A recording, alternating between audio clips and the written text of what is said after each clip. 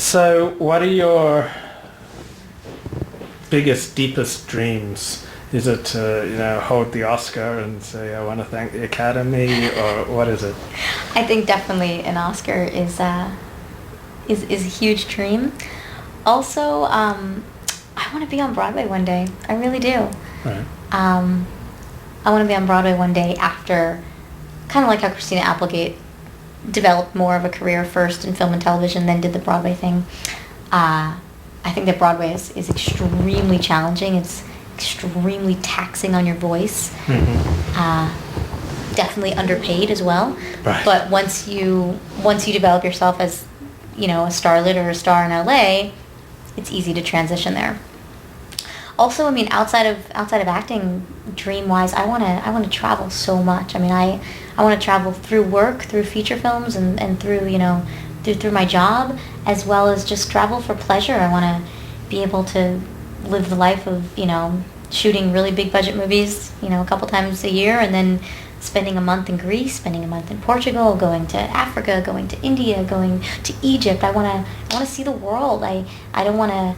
I get really sad when I hear people from New York that say they haven't even been to California, they haven't even left the United States. People from California that haven't even been to New York or left California, the West Coast.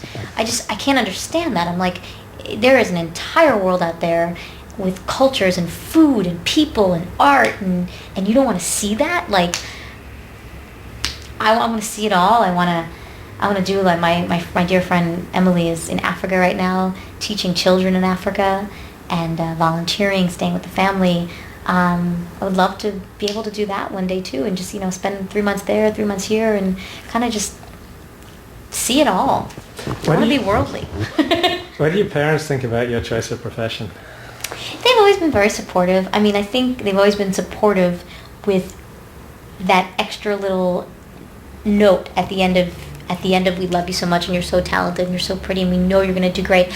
But if you ever want to change professions, and just FYI, Christina, you could sell anything. You could be a businesswoman, you could be a teacher, you could do anything you want. Yeah. So we also want to let you know, Christina, that if you decide to quit the acting business, we'll still love you. And that's the best. Because I've heard it all before, and I'll probably hear it till the day I die. And that's fine. I can't imagine what it's like to be a parent and to have your child in such a crazy business. Oh, yeah.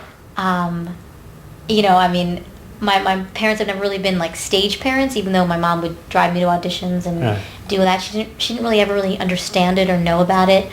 My father refused to see me when I was in high school play April in Company, a musical, because I had to do a scene where I was in bed with a man, and April is a young stewardess. I don't know if you know, it's a Sondheim musical.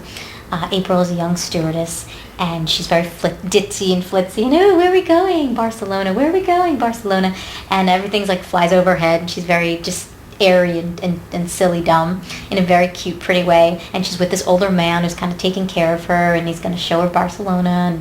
And she's in bed with him for like a one-night stand. So the scene is where I'm singing the song, Barcelona, and I come out of bed with like, practically boxer briefs. I mean, that's what they had me staged in. It was barely underwear with like a tank top, and my father still wouldn't come see the play. It was literally like more clothes than I wear outside right now. How did your dad feel about you appearing in Playboy? At first it was you puttana, which is Italian for slut. You big, you puttana, how could you do this to us? It's embarrassing. What do you think you are? You think you're a call girl? You think you're a stripper? Dad, like, what? Like, he doesn't understand that just because I could play a stripper on TV, it doesn't mean I am one, or because I could play a call girl on, because I played a porn star doesn't mean I am one. It doesn't register. They don't get it. It doesn't click somehow. So it was funny because they actually had like a complete turnaround. At first, both of them were very, very scared to even see it. The fact that I was in Playboy, they didn't even want to see it because they were so fearful of what it might be. And then once it finally like shoved it down their throat and made them look at it, they were like, "Oh, you look really pretty. You look really pretty, Christina." How did they feel about you playing a porn star? I think until the movie comes out, I won't really hear the end of it. I don't know.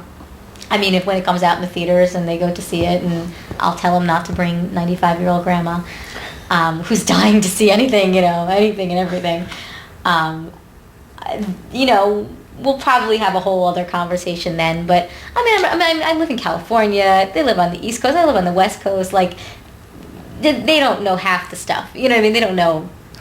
What are they gonna do? I mean, I'm their baby who's now grown up and lives in this beautiful condo, and they don't support me, and I support myself, and there's only so much. I mean, there's always going to be my parents, and they're always going to be protective and caring and loving and scared and fearful of everything and worried all the time. But, I'm fine. And they just have to, deal with that. What was your older sister like? Well, she was probably more of the bad kid, more of the troublemaker when we were growing up. She was more involved with drugs, and but she was funny because she did it in a different way. Mm-hmm. When I look back, I was really doing things that were really, really pissing them off, dating a black man, dating somebody that was a different race than me, and that really, really got under their skin. That even though she would do some drugs and wind up in jail, it was all like... At least it was with white people. It was with white people. They weren't gay. They weren't black, So, she always kind of... And she was very open about it all. She, I was more of I was the actress. I was the secretive one that wouldn't tell them, and I would keep all the secrets. And then if they ever found out, it would be the end all. But I was very good at keeping secrets. She would just literally say, listen, I want to smoke weed. There's nothing you can do about it, so see you later, bye. And she'd be out the door. And I'd be in the corner, and I'd hear them screaming and yelling. I'd be in the corner as, the younger sister, listening to all this and, planning, what I was going to do when I needed to do something like this. So she got it kind of worse in the way where she was the older one, so she went through everything first. But I want to say I was better at it all because I did it more of the secretive way. And I think I really got under their skin more because I wasn't as upfront and honest. I was a professional liar. I had to be. I was in a handicapped relationship with a man that I loved, and even when I wasn't with him, even when I was with other guys, I did a West Side Story when I was younger, and I was understudy for Maria, and I was dating the guy who played Bernardo, and he was a much older guy too, and I would sneak away and be in his car just because he was older. I knew my parents weren't going to be okay with me, seeing him or being in his car late at night or him driving me home. So I would lie and say someone else was driving me home, and he'd park somewhere else, and I'd walk a couple steps, a couple houses away so they wouldn't see me, get out of the car. They wouldn't see him. I'd have him put on a wig, as he was pulling up. I had everything so meticulously planned out that it all just worked out. It's made me the better actress probably. Yeah. I think, it's made me the actress and my sister, the flautist. She's Yeah, she plays the flute. Yeah, she's a great musician. She plays the flute, she plays the drums, she plays the guitar. She teaches music to little children in school. And, she's much more just chill and kick back. We're very different personalities. She's still smoking the weed. They can't stop her. It's true. It's funny because she said it when she was younger. Listen, I'm going to go smoke weed and there's nothing you can do about it. And she still smokes weed and she's fine. She'll stop when she's pregnant. It's all good. So you straight or bi or what? I don't like to put labels on things and, straight, bi, heterosexual, homosexual. I'm just sexual. That's what I like to say. I've definitely experienced plenty of times with women. And I love it, and I love women. I don't know. I often question sometimes. I've never really had a serious relationship with a woman. I've just had lots of fun times and lots of love fests and sex with them and good times at parties and those kind of things. I've kept in touch with a lot of women that I have sexually been with, but nothing in the sense of a marriage type of thing or a relationship where it's exclusive with a woman.